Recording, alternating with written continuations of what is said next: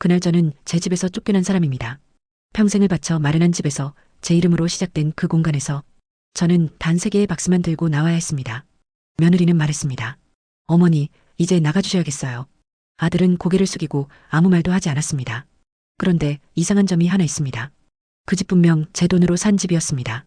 그리고 일주일 뒤 그 집의 주인이 누구인지 밝혀지는 순간 모든 것이 뒤집히게 됩니다. 그날 아침 공기는 이상하게 차가웠습니다. 봄이었지만 제 몸은 겨울처럼 굳어 있었습니다. 며느리는 이미 결정을 내린 얼굴이었습니다. 어머니, 저희도 더 이상은 힘들어요.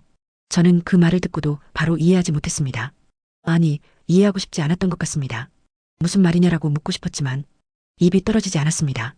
아들은 소파에 앉아 있었습니다. 눈을 마주치지 않고 바닥만 바라보고 있었습니다. 그 모습이 더 아팠습니다. 엄마 잠깐만 다른 데 가 계시면 안 될까요? 그 말은 부탁처럼 들렸지만 사실은 통보였습니다. 저는 알고 있었습니다. 이 집에서 저는 이미 필요 없는 사람이 되었다는 것을. 이 집은 원래 제 집입니다. 남편이 세상을 떠난 후 저는 공장에서 일했습니다. 손이 갈라지고 피가 나도 하루도 쉬지 않았습니다. 이유는 하나였습니다. 우리 아들 남들처럼 살게 해주고 싶다. 그 생각 하나로 저는 제 인생을 다 쏟아부었습니다. 그리고 결국 이 집을 샀습니다. 그때 저는 제 이름으로 계약을 했습니다. 하지만 입주를 앞두고 한 가지 결정을 내렸습니다. 아들 이름으로 돌리자는 것이었습니다. 내 자식이니까 괜찮다는 생각이었습니다. 그 선택이 이 모든 일의 시작이었습니다. 처음에는 괜찮았습니다. 며느리도 공손했고 아들도 자주 웃었습니다. 하지만 시간이 지나면서 조금씩 변하기 시작했습니다. 식탁에서 제 자리가 사라졌습니다. 대화에서 제 이름이 빠지기 시작했습니다. 그리고 어느 순간부터 저는 이 집에서 손님처럼 살고 있었습니다. 며느리는 말투가 달라졌습니다. 어머니, 그건 그렇게 하시면 안 돼요. 어머니, 요즘 시대는 달라요. 처음에는 조언처럼 들렸지만 점점 지적이 되었고 나중에는 명령처럼 느껴졌습니다. 그날은 별일 아닌 날이었습니다. 저는 평소처럼 손주 밥을 챙기고 있었습니다. 그때 며느리가 말했습니다. 어머니, 애한테 이런 거 먹이면 안 돼요. 저는 그냥 웃으며 넘기려고 했습니다. 하지만 그 다음 말이 문제였습니다. 요즘 어르신들 방식은 안 맞아요. 그 순간 가슴이 내려앉았습니다. 저는 아무 말도 하지 못했습니다. 그날 이후로 저는 말을 줄였습니다. 며느리는 이미 마음을 정한 상태였습니다. 어머니, 저희도 이제 독립적으로 살고 싶어요. 그 말은 이상했습니다. 이 집은 원래 제 집이었기 때문입니다. 하지만 저는 그 말을 반박하지 않았습니다. 아들은 끝까지 아무 말도 하지 않았습니다. 그게 더 큰 상처였습니다. 짐을 쌌습니다. 옷 몇 벌, 사진 몇 장, 그리고 약통 하나. 그게 전부였습니다. 30년을 살았던 집에서 제가 가져갈 수 있는 것은 그것뿐이었습니다. 문을 나서는 순간 저는 깨달았습니다. 나는 이제 가족이 아니구나. 저는 바보가 아닙니다. 이 집을 그냥 넘긴 것이 아닙니다. 서류를 정리할 때 저는 하나의 조건을 넣었습니다. 그것은 단순한 증여가 아니었습니다. 조건부 증여였습니다. 부양 의무를 다하지 않을 경우 소유권은 원소유자에게 돌아간다. 그 문장은 작게 쓰여 있었지만 가장 중요한 문장이었습니다. 고시원에 들어온 첫날 저는 울지 않았습니다. 대신 서류를 꺼냈습니다. 등기부등본, 계약서, 그리고 특약조항, 모든 것이 그대로 남아 있었습니다. 저는 조용히 내용 증명을 작성했습니다. 그 집으로 우편 하나가 도착했습니다. 소유권 반환 청구. 며느리는 당황했습니다. 아들은 처음으로 서류를 제대로 읽었습니다. 그리고 그 순간 모든 것을 깨닫게 됩니다. 이 집 우리 집 아니야? 며느리의 목소리는 떨리고 있었습니다. 아들은 아무 말도 하지 못했습니다. 왜냐하면 그 사실을 이제야 알았기 때문입니다. 이 집은 처음부터 끝까지 제 집이었습니다. 며칠 후 저는 다시 그 집 앞에 섰습니다. 문을 두드렸습니다. 문을 연 사람은 고개 숙인 아들이었습니다. 며느리는 울고 있었습니다. 저는 그들을 한참 바라봤습니다. 그리고 말했습니다. 이 집 이제 내가 살 집이다. 그들은 아무 말도 하지 못했습니다. 문을 열고 들어선 순간 집안 공기가 완전히 달라져 있었습니다. 이 집은 분명 제가 살던 공간이었습니다. 하지만 그날의 공기는 낯설었습니다. 며느리는 눈물을 흘리고 있었지만 그 눈물은 반성의 눈물이 아니었습니다. 당황과 두려움이 섞인 눈물이었습니다. 아들은 여전히 고개를 들지 못했습니다. 저는 아무 말도 하지 않고 신발을 벗고 안으로 들어갔습니다. 그 짧은 행동 하나에 모든 관계가 정리되고 있었습니다. 예전에는 제가 이 집에서 눈치를 보던 사람이었습니다. 하지만 지금은 달랐습니다. 며느리가 먼저 말을 꺼냈습니다. 어머니, 저희가 잘못했어요. 그 말은 늦었습니다. 너무 늦었습니다. 저는 감정을 드러내지 않았습니다. 단지 한마디만 했습니다. 서류는 확인했겠지요. 그 한마디에 며느리는 말을 잇지 못했습니다. 아들은 그날 밤 처음으로 저와 단둘이 이야기를 하자고 했습니다. 엄마 미안해. 그 말은 너무 익숙했습니다. 하지만 이번에는 그 의미가 다르게 들렸습니다. 저는 조용히 물었습니다. 왜 그랬니? 아들은 대답하지 못했습니다. 그 침묵이 모든 것을 설명하고 있었습니다. 결국 아들은 입을 열었습니다. 집이 내 집인 줄 알았어. 그 말은 충격적이었습니다. 그는 정말로 자기 집이라고 믿고 있었습니다. 저는 그 말을 듣고 처음으로 허탈한 웃음이 나왔습니다. 그래서 어머니를 내보낸 거니? 아들은 고개를 떨궜습니다. 며느리는 더 솔직했습니다. 솔직히 말씀드리면 불편했어요. 그 말은 예상했던 답이었습니다. 하지만 이어진 말이 더 문제였습니다. 저희 가족끼리 살고 싶었어요. 그 말은 저를 가족으로 생각하지 않았다는 뜻이었습니다. 저는 그 자리에서 분명하게 말했습니다. 그럼 이제부터는 정확히 합시다. 며느리는 긴장한 얼굴이었습니다. 이 집은 내 집이다. 그리고 나는 집주인이다. 그 순간 관계가 완전히 바뀌었습니다. 저는 그들에게 선택권을 줬습니다. 나갈지 남을지 정하세요. 며느리는 놀란 눈으로 저를 바라봤습니다. 아들은 급하게 말했습니다. 엄마 같이 살자. 하지만 그 말에는 진심이 없었습니다. 저는 알고 있었습니다. 같이 살려면 조건이 있다. 그 말에 두 사람 모두 긴장했습니다. 저는 천천히 말했습니다. 이 집은 내 집이다. 그 사실을 인정해야 한다. 그리고 나를 가족으로 대해야 한다. 그건 어렵지 않은 조건이었습니다. 하지만 그들에게는 가장 어려운 조건이었습니다. 며느리는 그 자리에서 바로 반발했습니다. 어머니, 그건 너무하신 거 아닙니까? 그 말은 이미 상황을 이해하지 못하고 있다는 뜻이었습니다. 저는 단호하게 말했습니다. 그럼 나가세요. 그 한마디에 집안이 조용해졌습니다. 아들은 그제야 상황을 이해했습니다. 이 집이 누구의 것인지 이제야 현실로 느껴진 것입니다. 여보 잠깐만. 며느리를 말렸지만 이미 늦었습니다. 며느리는 결국 울음을 터뜨렸습니다. 이게 말이 됩니까? 하지만 그 말은 설득력이 없었습니다. 왜냐하면 그녀는 이미 저를 내쫓은 사람이었기 때문입니다. 예전에 저는 참고 또 참는 사람이었습니다. 하지만 지금은 아닙니다. 저는 더 이상 참을 이유가 없었습니다. 그리고 참아야 할 사람도 아니었습니다. 저는 마지막으로 말했습니다. 오늘까지 결정하세요. 그 말은 유예가 아니라 최종 통보였습니다. 그날 밤 집안에서는 큰 소리가 났습니다. 며느리와 아들이 싸우는 소리였습니다. 저는 그 소리를 들으며 조용히 앉아 있었습니다. 그 싸움은 저와는 상관없는 싸움이었습니다. 다음 날 아침 아들이 저를 찾아왔습니다. 엄마 우리가 나갈게. 그 말은 결국 선택이 끝났다는 의미였습니다. 며느리는 끝까지 저를 쳐다보지 않았습니다. 짐을 싸면서도 단 한마디도 하지 않았습니다. 하지만 저는 알고 있었습니다. 그 침묵이 패배라는 것을. 그들은 결국 집을 떠났습니다. 그날 현관문이 닫히는 소리는 묘하게 조용했습니다. 집에 혼자 남았지만 이상하게 외롭지 않았습니다. 오히려 처음으로 편안했습니다. 이제 이 집은 다시 제 집이 되었습니다.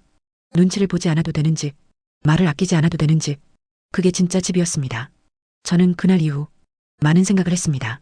가족이란 무엇인지, 부모란 무엇인지. 부모는 희생하는 존재가 아닙니다. 그저 사랑하는 존재일 뿐입니다. 저는 서류를 다시 정리했습니다. 그리고 다시는 같은 실수를 하지 않기로 했습니다. 며칠 후 저는 집을 조금씩 바꾸기 시작했습니다. 가구를 바꾸고 분위기를 바꿨습니다. 이 집은 처음부터 끝까지 제 집이었습니다. 단지 제가 잊고 있었을 뿐입니다. 그들이 떠난 지 일주일이 지났을 때입니다. 전화 한 통이 왔습니다. 아들이었습니다. 번호를 보고도 한참을 받지 않았습니다. 이제는 제가 선택하는 입장이 되었기 때문입니다. 한번 울리다 끊겼습니다. 그리고 다시 울렸습니다. 세 번째에 받았습니다. 무슨 일이니? 제 목소리는 놀랄 만큼 차분했습니다. 아들의 첫마디는 똑같았습니다. 엄마 잠깐 만날 수 있어? 저는 바로 답하지 않았습니다. 그 사이의 침묵이 이 관계의 거리였습니다. 왜? 짧게 물었습니다. 아들은 한참을 망설이다가 말했습니다. 돈 때문에. 그 말은 이미 모든 상황을 설명하고 있었습니다. 그들이 나간 뒤 현실이 시작된 것입니다. 월세, 생활비, 아이 교육비, 그 모든 것을 직접 감당해야 하는 상황이 온 것입니다. 그동안은 몰랐을 것입니다. 이 집이 어떤 의미였는지 저는 그 상황을 충분히 예상하고 있었습니다. 그래서 놀랍지도 않았습니다. 오히려 너무 늦었다는 생각이 들었습니다. 그래서 저는 감정 없이 물었습니다. 아들은 결국 말했습니다. 잠깐만 다시 들어가서 살면 안 될까? 그 말은 예전과 같았습니다. 하지만 의미는 완전히 달랐습니다. 이제는 부탁이었습니다. 예전에 저였다면 바로 받아줬을 것입니다. 하지만 지금은 아닙니다. 저는 잠시 생각한 뒤 말했습니다. 조건이 있다. 그 말에 아들의 숨이 멈춘 것처럼 느껴졌습니다. 이번에는 내가 정한다. 이 말은 단순한 조건이 아니라 관계의 재정이었습니다. 아들은 조용히 듣고 있었습니다. 들어와 살 수는 있다. 하지만 가족이 아니라 세입자다. 그 말이 떨어지는 순간 전화기 넘어가 조용해졌습니다. 아들은 말을 잇지 못했습니다. 그건 당연한 반응이었습니다. 보증금 내고 월세 내고 살면 된다. 저는 아주 현실적인 조건을 제시했습니다.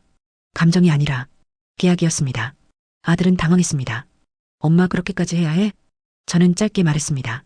그게 싫으면 다른 데 가라. 더 이상 설명은 필요 없었습니다. 그날 저녁 며느리가 직접 찾아왔습니다.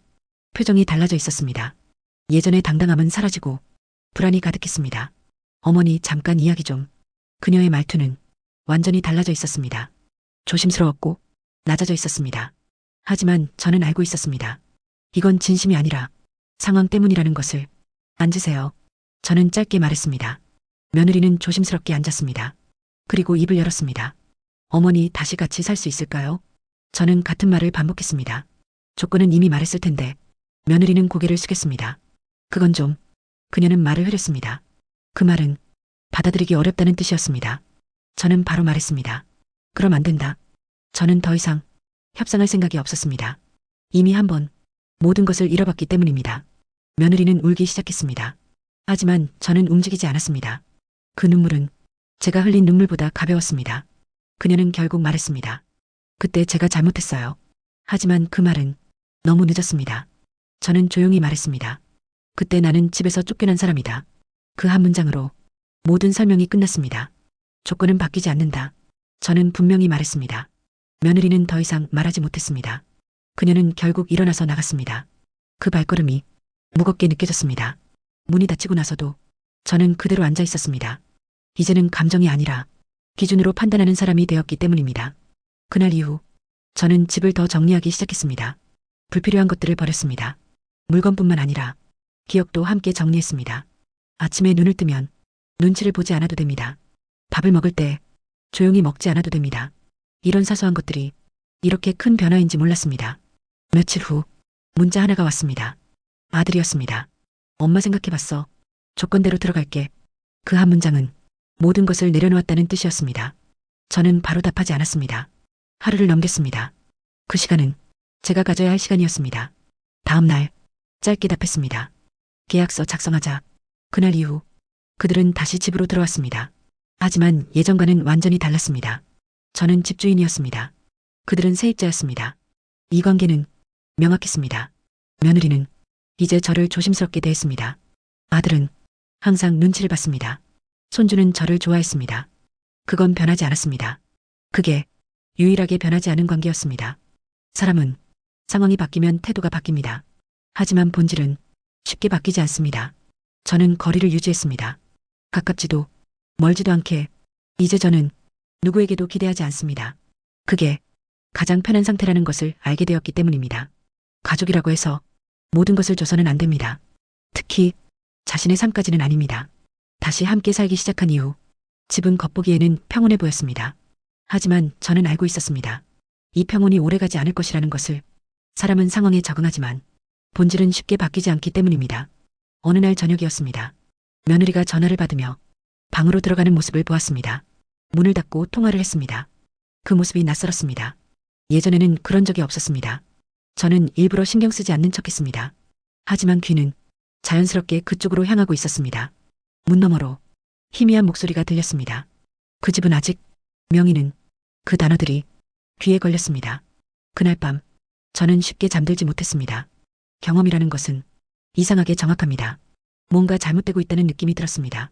다음 날 아침 저는 조용히 서류를 다시 꺼냈습니다. 등기부등본, 계약서, 특약, 모든 것을 다시 확인했습니다. 문제는 없었습니다. 하지만 마음이 놓이지 않았습니다. 그날 오후 초인종이 울렸습니다. 문을 열었을 때 낯선 남자가 서 있었습니다. 정장을 입고 서류 가방을 들고 있었습니다. 혹시 이 집 소유주 되십니까? 그 말에 저는 바로 대답했습니다. 그렇습니다. 남자는 고개를 끄덕였습니다. 채권 관련해서 방문드렸습니다. 그 말은 평범하지 않았습니다. 저는 순간적으로 상황을 파악했습니다. 그때 며느리가 방에서 나왔습니다. 그 남자를 보는 순간 얼굴이 굳었습니다. 그 반응은 모든 것을 설명하고 있었습니다. 남자는 말을 이어갔습니다. 이 집을 담보로 대출이 진행된 기록이 있어서 확인차 왔습니다. 그 순간 시간이 멈춘 것 같았습니다. 이 집은 담보로 잡힐 수 없는 구조였습니다. 왜냐하면 소유권 조건이 걸려 있었기 때문입니다. 그런데도 대출이 있었다는 것은 누군가 몰래 진행했다는 것입니다. 그리고 그 대상은 하나뿐이었습니다. 며느리였습니다. 이게 무슨 소리냐? 저는 처음으로 목소리를 높였습니다. 며느리는 아무 말도 하지 못했습니다. 아들도 상황을 몰랐던 것 같았습니다. 여보, 이게 뭐야? 그 말에는 당황이 가득했습니다. 며느리는 결국 말했습니다. 잠깐 투자하려고. 그 말은 더 큰 문제를 의미했습니다. 내 집을 담보로? 그 질문에 며느리는 고개를 숙였습니다. 그 순간 모든 것이 정리되었습니다. 이건 단순한 갈등이 아니라 신뢰의 완전한 파괴였습니다. 저는 바로 말했습니다. 지금 당장 나가세요. 이번에는 망설임이 없었습니다. 며느리는 급하게 말했습니다. 어머니, 제가 해결할게요. 하지만 저는 끊었습니다. 이미 늦었다. 그날 바로 저는 변호사를 찾았습니다. 상황을 설명했고 서류를 모두 제출했습니다. 변호사는 단호하게 말했습니다. 이건 명백한 문제입니다. 소유권 침해와 사기 가능성도 있습니다. 그 말은 제가 느낀 것보다 더 심각했습니다. 저는 바로 결정했습니다. 진행하겠습니다. 더 이상 가족이라는 이유로 넘길 수 없는 상황이었습니다. 그날 이후 그들은 다시 집을 떠났습니다. 이번에는 완전히 끝이었습니다. 집은 다시 조용해졌습니다. 하지만 이번에는 조용함이 다르게 느껴졌습니다. 저는 후회하지 않았습니다. 오히려 늦지 않았다는 생각이 들었습니다. 가족이라고 해서 모든 것을 믿어서는 안 됩니다. 특히 재산이 얽힌 순간부터는 더더욱 그렇습니다. 저는 모든 재산을 다시 정리했습니다. 명의, 계약, 상속 구조, 모든 것을 다시 설계했습니다. 그리고 하나의 결정을 내렸습니다. 이 집을 다른 방식으로 사용하기로 한 것입니다. 저는 이 집을 임대하기로 했습니다. 그리고 새로운 삶을 준비했습니다. 이제 저는 누군가에게 의존하지 않습니다. 오히려 제가 선택하는 삶을 살고 있습니다. 그날 저를 쫓아냈던 그 집에서 저는 결국 가장 큰 것을 얻었습니다. 그것은 재산이 아니라 나 자신이었습니다. 다시 혼자가 된 집은 조용했습니다. 하지만 이번에는 그 조용함이 낯설지 않았습니다. 오히려 정리된 공간처럼 느껴졌습니다. 이 집은 이제 누구의 눈치도 보지 않는 공간이 되었습니다. 어느 날 오후였습니다. 초인종이 울렸습니다. 문을 열었을 때 작은 손 하나가 보였습니다. 손주였습니다. 아이는 저를 보자마자 안겼습니다. 할머니, 그 한마디에 가슴이 내려앉았습니다. 이 아이만은 아무것도 변하지 않았습니다. 엄마 아빠 싸워요. 그 말은 상황이 끝나지 않았다는 뜻이었습니다. 저는 아무 말도 하지 못했습니다. 아이를 보면서 처음으로 고민이 생겼습니다. 이 관계를 완전히 끊는 것이 맞는지 아니면 무언가를 남겨야 하는지 저는 감정이 아니라 기준으로 결정하기로 했습니다. 그리고 하나의 방향을 정했습니다. 저는 변호사를 다시 찾아갔습니다. 이번에는 분쟁이 아니라 정리를 위해서였습니다. 저는 유언장을 작성하기로 했습니다. 모든 재산을 명확하게 정리하기 위해서였습니다. 변호사가 물었습니다. 상속인을 어떻게 하시겠습니까? 저는 잠시 생각한 뒤 말했습니다. 손주입니다. 아들은 제외했습니다. 며느리도 제외했습니다. 이건 감정이 아니라 결과였습니다.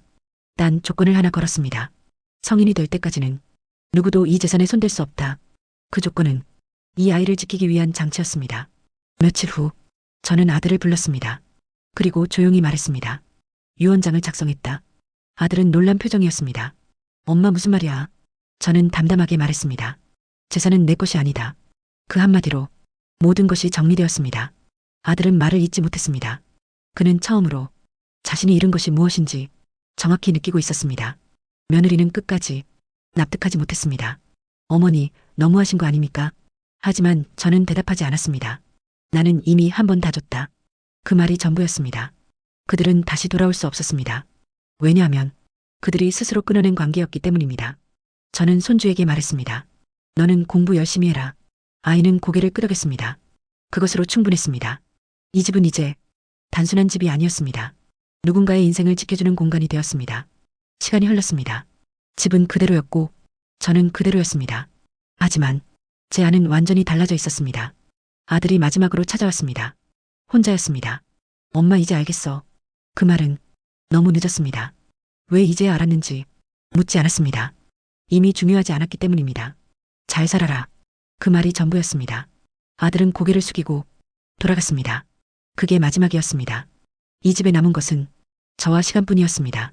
저는 제 선택을 후회하지 않습니다. 오히려 이제야 제대로 살고 있다고 느낍니다. 가족은 함께 사는 사람이 아니라 서로를 지켜주는 사람입니다. 저는 더 이상 누군가에게 기대지 않습니다. 그 대신 누군가를 지킬 수 있는 사람이 되었습니다. 그날 저는 쫓겨난 사람이었습니다.